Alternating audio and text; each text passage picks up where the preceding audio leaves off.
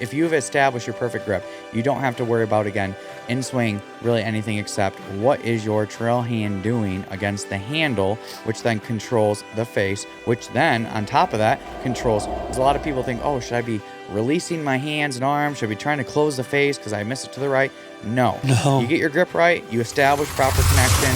You tell me that all the time. You're like, just drive your palms through the inner quadrant. Right. It's the easiest thing to think about, and it will fix you like that.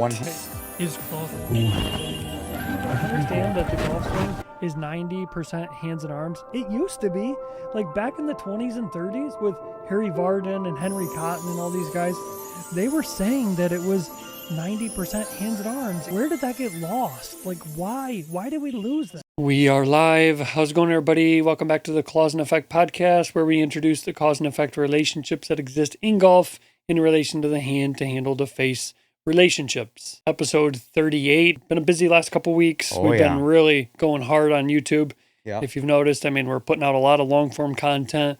We kind of want to have like longer form, like over 30 minutes, typically like this podcast, have content for people that want that. So we have the podcast for those people, but then we also have people that maybe don't have the ability to sit down and listen to a full podcast, but still want to get good instructional content. So that's where we kind of fit in with like our 10 to 15 minute content. We call that like our medium form. Yeah. And then obviously we'll always keep doing our shorts. That's kind of like our bread and butter. Right. Yeah. So that's been really doing good. So yeah, links in the bottom too, if you don't follow any of our social medias.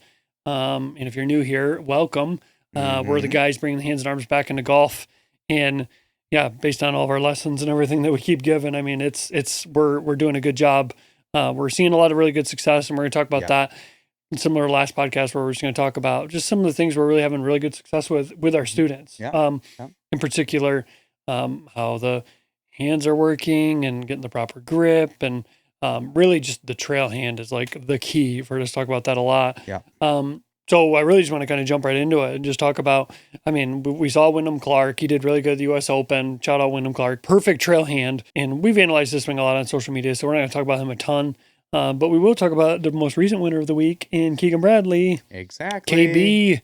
KB. I did just a brief analysis on my my Instagram page, just walking him through just how he's actually using his hands. And I want to elaborate a little bit more on that. But he is like a poster boy for like the cups in both wrists and just using those and really just feeling like you're pushing with those and like starting the swing properly. I think that's really the big thing you can take away from Keegan is start your swing properly. So let's talk about it. Keegan Bradley. So the interesting thing is when you look at Keegan, he's a tall guy. But when you look at his setup, he has the handle a lot lower and he's more bent forward than the average person. Why? Because he is pushing down more against the handle. So when we think about this from a lead hand to trail hand standpoint, he is pushing down with his like palms, and the fingers are relatively light. So if we get that for the average viewer here and understand that if you get that connection, that proper positioning at address, then from there, we can just take that and ride it. So it's basically like activate the pressures, then you can ride them, and then you can drive them. And that's like the key thing to really take away from this lesson is that understand that if you get the proper claw placement, we've talked about the club being vertical, establish your claws on the club perfectly. And if we get that, then from there, we bend forward from the hips. And then from there, you've really given yourself now like a 80% chance to execute things properly. What's going to ensure that you do everything else properly from there? The trail hand is going to drive the show. That's going to take care of like the extra, like we'll say 20%. And you watch Keegan, like when he takes the club back, like he's getting that feeling like we're talking about of like pushing that palm like to that circle on the ground. Like we're going to create like a golf like mat or something that literally has like a circle so people understand, because we've been using that a lot in our lessons. But just like push your palm to that circle on the ground, and then your fingers are going to kind of pivot around that. But you look at when he takes the club back, his hands aren't really moving back very much, but the club head is moving a lot. And that's really just because he's feeling that trail hand. That's it. Got it. Because the way that we want to think about it is that when we look at it from a trail hand standpoint, your palm of the trail hand is again connected to lead thumb knuckle.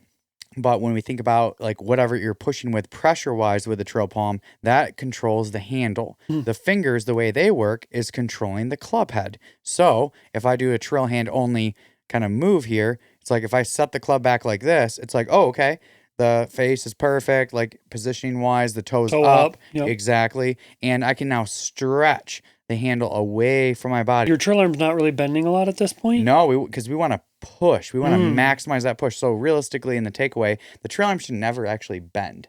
So it should just feel like it's staying locked. And then as you go up, if you are consistently continuing to push, and let's say we even pull a little bit with the trail index finger or the club head, like just under the trail shoulder as a good reference, then the trail arm's going to bend, but you want to keep pushing with like that trail palm against the lead thumb knuckle in a sense like this the entire way. Then from the backswing, no matter if we're doing chipping, pitching, lobbing, full swing, whatever it is, you're trying to, from this point, keep the trail wrist cupped and then drive it. The trail arm's going to go from bent to straight, and that is the move that's going to ensure that you get the proper contact, the proper spin, the proper loft, everything that we want. Right. I'm working on this in my own swing right now, and I told you that when I'm taking the club back, I'm not really like pushing with my palm to start the swing. I'm just kind of like hinging. Yeah. And the problem is that then it gets in my fingers so much and the grip pressure gets a little bit tight that from there I just begin to like really flick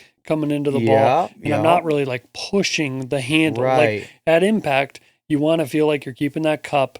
But the reason you want to feel that, it's because you want to feel like the handle is leading the club head, right? So you're getting that proper like face stability. Correct. But if you're flicking, toe is snapping over. Absolutely. I mean, for me, I mean, it's disastrous. So in your opinion, when you look at like when you are doing this like move properly, how do you feel with the grip pressure? Like concentrated between palms and fingers? I feel like when I'm doing it, I feel like my trail palm, just setting it good to begin with just overall kind of pressure against the lead thumb knuckle. Okay. And then my curl of my fingertips feels like maybe like a 1 or 2. Like I barely feel like it's in like the tips of my fingers. And something I've been actually like having good success with my students is when they're doing the trail hand grip, if they're pushing like against the lead thumb knuckle properly, if they're doing that properly in terms of the extension, when they curl the fingertips, they actually won't see the nails, the fingernails of the trail hand. But if the trail hand gets under too much and they're pushing on just the side and not down enough, now you can see those nails are pretty visible, and then that affects the pushback. So really by feeling more in the tips of the fingers, that's helped me keep the finger pressure to like a 0. So when I go back at my takeaway, I feel like my fingers aren't even on the club. And your palm pressure is what approximately like with pushing 10. down? Yeah. So it's like max palms, light fingers. More just here though. Yeah. I'm not really, my lead hand's just kind of chilling. Like I do a good job of kind of connecting it and like the connection, molding it on there to begin with. So now my trail hand's just kind of running the show.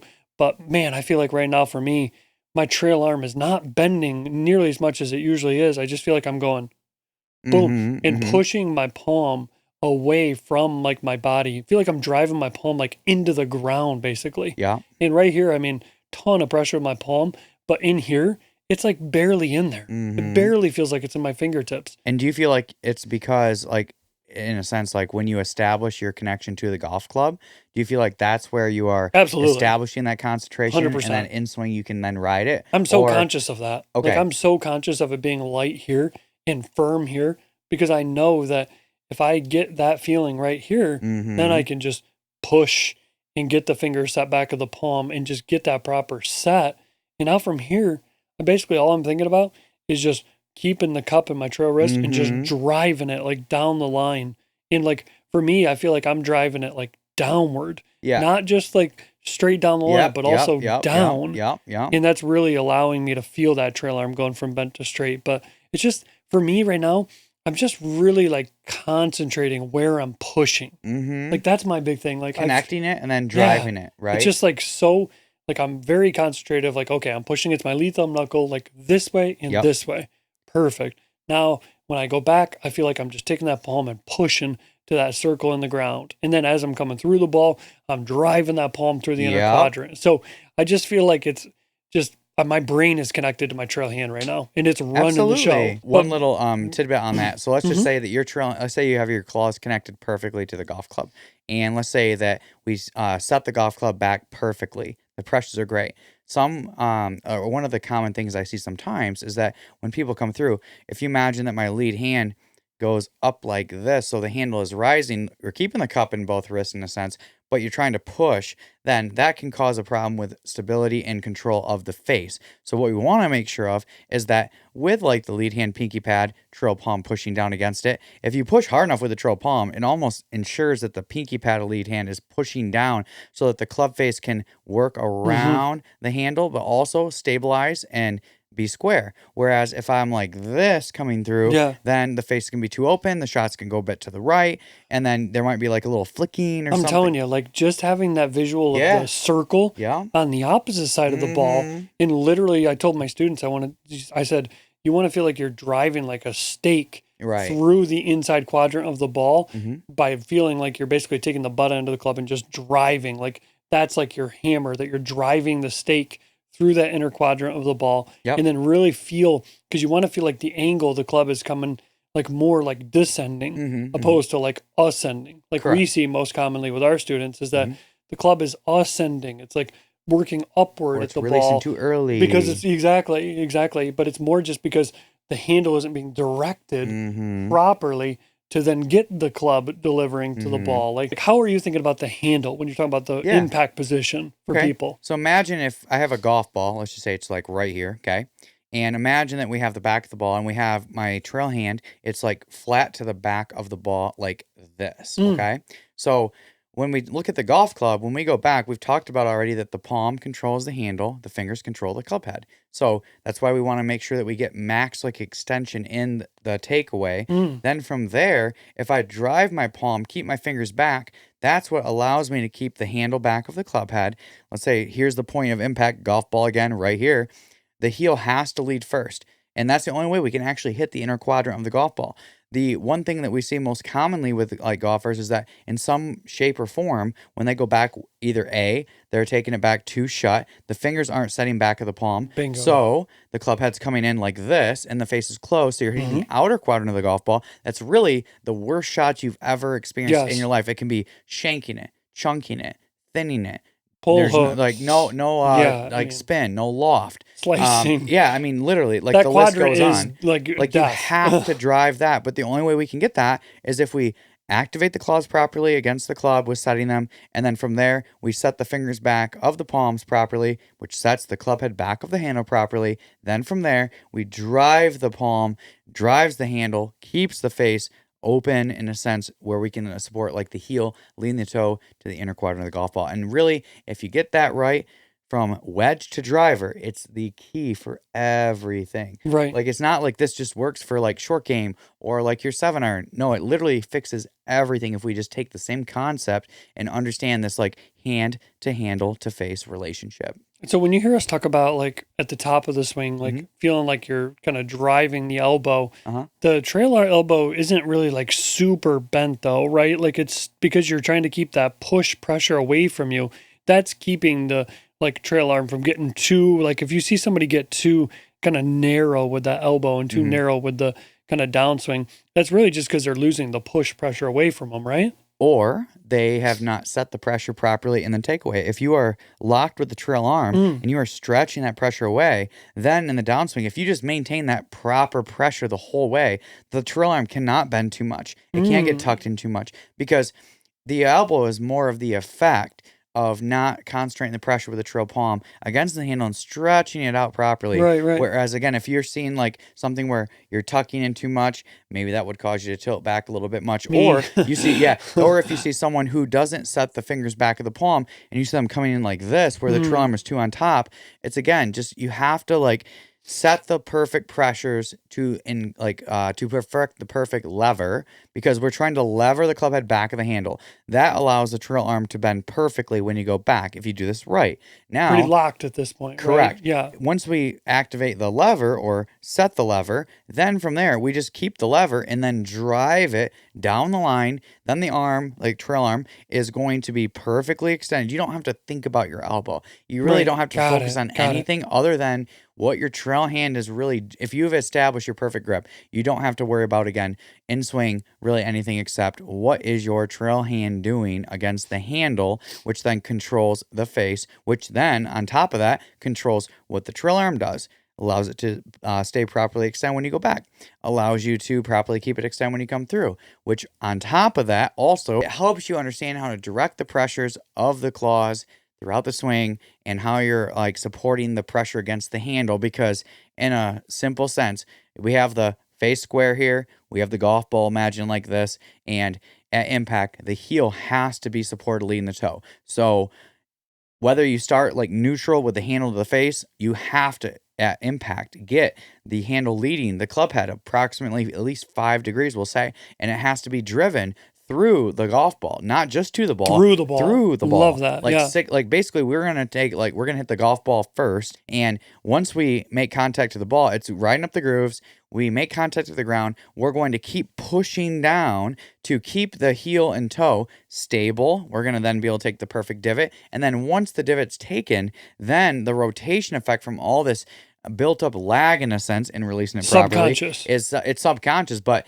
that is going to happen like afterwards, because a lot of people think, oh, should I be releasing my hands and arms? Should I be trying to close the face because I miss it to the right? No. No. You get your grip right, you establish proper connection, everything's good at setup, and then from there, it's like we have to basically get the heel leading the toe, keep pushing to support that, and then from the heel to toe relationship with the club face, once the heel is like ahead of the golf ball, it's going up the grooves. And again, with that pressure that we're going to push with, that's going to ensure that the heel to toe squares up. So you don't have to physically try to release the toe and try to get the toe to come over more if your golf ball is going to the right. Make sure your claws are right, push against the handle, drive the heel ahead of the inner quadrant of the golf ball, and it's literally a guarantee you're going to hit the ball either straight or a little draw, so it fixes your slice, your contact, again, your spin, everything. I want to talk more about grip pressure because I feel like nobody talks about this, and it's kind of like our job to talk about grip pressure because we've studied the hands more than like anybody. Of course. And we have a censored grip. So in terms of like the takeaway, I feel like everybody kind of understands that like pretty well in terms of just pushing with the palms, fingers stay out of it. As I'm going to the top, I'm just still maintaining the same pressure, or like is the pressure ever changing? So we'll say this: when we've talked about clamping your claws to the club with the vertical position of the club like this. So when we properly get the lead hand on the club, we properly place the trail palm against the lead thumb, and we have like the curls of our claws. The idea is that you want to make sure that you are clamping everything down. So from an address standpoint, the grip pressure should be approximately like maybe a 7 or an 8 to establish that perfect locked elbow grip connection. But then once you establish it from this position, then lighten it up to about a 2 to 3. And the idea with what you've been talking about of how you're curling your claws, like the pressure here is like maybe a 0 or a 1 or 2, because you want the fingers to be light, but you're pushing down relatively hard with the palm. So, Absolutely. So let's say that we start at a 3 pressure-wise, okay? And when we go back, should that really increase? No. I mean, you can utilize the pushing of the palms against the handle without actually increasing tension. If you're at 0, like completely, I mean, for some people that might work, only because maybe they're squeezing way too tight with their fingers and that would help them out. But the idea is that really with like the push pressure, it should be at like a 3 and the fingers stay at like a 1. And then when you're coming down into impact, we've talked a lot about of keeping the trail wrist cupped. Trail arm goes from bed straight. We drive the handle, we drive the heel, and we're trying to thump the ground, which is thumping like the trailing edge of the club face. So when we do that, should the pressure increase? And I would say if it goes above a 5 with the grip pressure, it's too much. If you drive your palms, the pressure is concentrated to a point where it actually does not feel like it's actually increasing. What you get as an effect, though, and feeling-wise, is that your arms are more locked throughout the entire swing. You feel like you have more stability then, of course, for the handle and the face. So if you at any point you tighten the grip, then that's when you're going to get the club head kind of flicking, because there's effects to the fingers overriding the palms. Like we always want the palms to override the fingers. Absolutely. Right? So when you go back, it's like we just want to set the index finger back like this, not up. Not up, yeah. And we want to go like this. Once we get that back, then we can push to the circle in the backswing just outside the trail foot. That's going to give you the perfect hand to handle to face relationship. Now from there, keep the trail index finger bent back by driving the trail palm through. That's going to keep the handle leading the club head, which supports the heel to toe relationship. We can hit the inner quadrant of the golf ball, and that's it. So that's why the inner quadrant's so key, though, because it allows us to really like keep that fingers back of the palm. Like when you're hitting the ball, technically you should feel like your palm is driving through that inner quadrant, but the fingers are not even like coming close to it. They never in a sense unextend. So because if they do, then guess what? Correct. Club head's going to flick over and then outside quadrant of the ball. So it's like for getting people a simple way to really think about like, okay, how am I going to get this right? How am I going to get impact right? I had a lesson today and I told him, I said, once you get to the top and you feel like you got a good set, good push, I said, just take your palm and just drive it through the inner quadrant and just leave it in the ground. Leave the like palm, the club, everything feeling like you're driving that much 100% through it. You tell me that all the time. You're like, just drive your palm through the inner quadrant. It's the easiest thing to think about and it will fix you like that. 100%. Great visual for our viewers here just to understand. So again, we have the golf ball here, let's just say, okay? So I'm just going to take my trail hand. I'm going to go right flat up to it. So imagine, again, my palm is the handle. My fingers are the club face. Now, when I go back, if I want to hit the inner quadrant of the golf ball, I have to flex my fingers back of my palm. Then I can keep them back and drive the palm through. And that's going to ensure I hit the inner quadrant of the golf ball with the hand-to-handle face relationship. But the idea is like for a little good drill like at home to help you with this, understand that if you think about taking your, like you have your trail hand and you have it flexed back, take your lead hand and try to bend your fingers back like this as much as you possibly can to create as much tension in a sense. Keeping your because pinch? This is good tension. Keeping your pinch? Of course, the pinch as well. Cool. Yes. Oh, and the reason why is because, if your thumb's just kind of hanging out, you can bend your fingers back, but if it's just doing its own thing, it's not going to be as concentrated with the pressure, and the grip's not going to be as secure as if you keep your perfect notch and you get that inner pinch. And as you're doing that, you're pushing that, like that arm. So it's like pretty extended. the trail palm is pushing away as the fingers are flexed back. Nice. So the idea, though, is that as a drill, we want max extension. When you feel this, you're going to feel a little bit more tension in the trail hand, but it's good tension. It's not bad pressure. So even if you feel like, oh, wow, this is like a 10 in a sense. I know we're only supposed to be going at like roughly a 3 to 5. But realistically, like if you need to over exaggerate that tension for a while, it's fine. Once you set that tension back in the takeaway, now from there, then we're going to ride that pressure, pushing with the palm, keeping the fingers back, all the way back to pre-impact, and then drive the trail palm all the way through, keeping the fingers back, and that ensures that we basically set it, we ride it, and we drive it when it comes through, like with palm to fingers, with that relationship, with how that also relates to the handle and the club head relationship. Set it, ride it, drive it. That's it. T-shirts coming soon. Absolutely. I really like the idea, though, of just like imagining your palms are pushing away from your body and your fingers are like pivoting flexing around back. Those palms. Yeah, absolutely. It's like, boom, push your palms as far away from you as possible, fingers flex back, drive the palm, but the fingers are always staying, their thing never flicking over. That's why we like that PROsendr.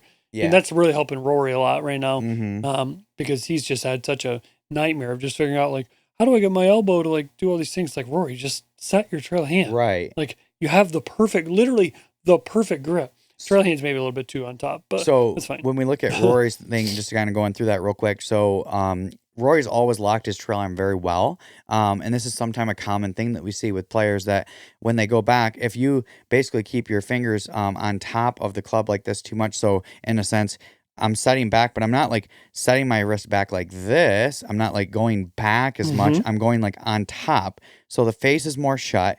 The trail arm is locked. That's great. But then coming into the golf ball, if we don't go underneath like this to support the heel leading the toe, he would go back like this. and then he's locked. But when he goes to accelerate, the face comes in a bit too shut, which then causes too steep of an attack angle, and it impacts. I mean, there's a slew of different, problems. Yeah, or he would get the rerouting, but he would be so across the line because that trail elbow would be so far behind him because of not getting the fingers back of the palm. Right. That elbow is just starting to drift behind him. Shaft is so across the line. Now, I mean, it's like Tiger back in 97 when he won the Masters. I mean, club's just in a position where just when you try to shallow it, because you have to at some point to get the heel leading the toe, to get to this position, it's going to be pretty under the plane. It's going to be hard to control. So set it, ride it, and real and quick, drive just it. to chime in on that like little statement too, is like with Rory, I feel like he could win so many more tournaments if he had more consistency from like 150 yards in. And this is where I feel like he's struggling is, I mean, the PROsendr I think is going to really help him with that. Will. But the idea is that if you're taking the club face back too shut on a short shot, like for instance, like say we're only going to go like from here to here, like for a chip or pitch. If you're feeling the same thing and you have to go from here and then have to feel this like drastic change in positioning, then it's very inconsistent, and that's going to affect your spin, your loft, your distance control. If we can just set the fingers back of the palm perfectly and we just do like a little move, like we could take the golf club back couple inches like that, and then if I drive the palm through, keep the fingers back, I have perfect heel like stability, which means that on the short shots in golf, you're still going to get the perfect loft, the perfect spin, the perfect contact. But it's just all about understanding this for everyone watching is you get the fingers back of the palm properly, the handle's going to work, or the club head is going to work back of the handle properly. Then we can drive the palm, keep the handle moving, control the face, control the claws. Everything's fixed. Boom. Now, what's the thing? So we get this question a lot.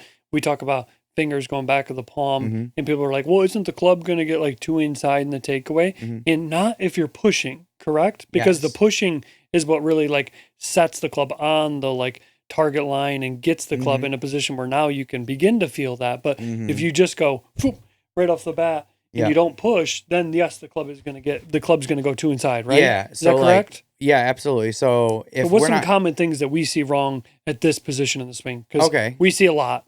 So we'll say, first off, one of the most common ones is that we're not even setting the fingers back at the palm at all. So the handle goes in, the club face stays out, and then that's why we get steep. That's why the face is too shut. Very common. Elbow starts pulling behind you too much. All these effects. Right. And then let's just say if you are pushing down club goes inside too much, and you're setting the club head back of the palm, realistically, if the pressures are concentrated properly, you really can't go too inside. Right. Like it's actually impossible. Like if I'm pushing down with both of my palms properly and I try to set the club head like around my hands in a sense as much as possible, then it's like the most I could possibly get it would be like here. Yeah. Well, if you look at it, handle to club head perfectly parallel, which means it'll be parallel to your toe line. And that's the reference we want. But I can't really keep going like more inside, because if that happens, watch my trail arm. I'm giving up on the pressure. That's the only way. That's the most common the thing club that head we is see. going to be inside the handle too much is because this is like the effect of what's not happening. But right here, this pressure is what we need to give you that. And once you get that, then it feels like you have this perfect pivot point. Yes. And you're basically pivoting the fingers back of the palms, the club head back of the handle. And once we get that, we hold that, drive it, never let off the brakes on that, and we have the perfect shot every time to hit in the inner quadrant of the golf ball. That's it. That's literally the secret, though, is to understand that, get the feeling of both palms pushing to start the swing. Feel like your arms are locked. It's okay. Like if you're pushing and you're getting the proper setback, your trail arm's going to bend. Right. Like if you're not consciously. Not consciously though. No, because you're going to continue to just push and direct the club up and back at your trail shoulder. And then like Jonathan's saying, drive the palm, trail arm goes from bent to straight, keep the handle moving. I just feel like I have so much control of this handle right now because of like how well I'm just pushing against it here, pushing against it here. I'm just always pushing against this. If I push against my lead thumb knuckle, then that's going to force the handle to do a certain thing. And that's what we want people to understand. That's the secret. That's why all these good players are able to kind of just be so consistent, hit the ball far, effortless power, not using your body so much. Stop trying to control the handle with your body. Control the handle with your hands, the thing that's actually connected to the handle, and you're going to be way better off. So, yeah, we're super excited. We're just We got claw IQ coming soon. Oh, yeah. We got, I mean, if your claws are very uneducated right now, they're going to be educated very soon. For sure. Like we've got, classes in session. Yeah, absolutely. Yeah. It's really just understanding that if these are doing the proper thing against this, then this is going to be doing the proper thing, and then this is doing the proper thing, and the ball is doing the right thing. Everybody's happy. So real quick, last little thing before we wrap this up is we always start every podcast out with talking about the hand to handle to face relationship. And just to reiterate that the palm of the trail hand is relative to the handle. It's what drives it because we're pushing against the side of it.